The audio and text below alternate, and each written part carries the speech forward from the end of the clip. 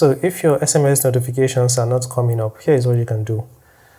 First of all, you access all your apps and then you look for messages. So you long press on it and then you tap on the eye icon or any icon that says app info. Next, you want to scroll down and then you select notifications. If this is turned off, then turn it on and make sure all the options here are also turned on. So after doing this, if it still doesn't work, here's what you can do. You head over to your phone settings by tapping on this and then you look for Notifications and Control Center. Under status bar, tap on it and make sure this is enabled.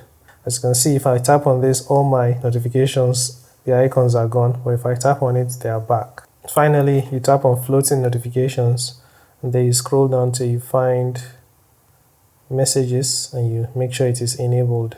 So I just disabled it and it should be at the bottom. Up here it is at the bottom, so I'll enable it now, and yeah.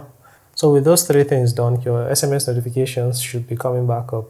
But if you are still having issues, then maybe you can message me on Instagram and I'll try to help you out.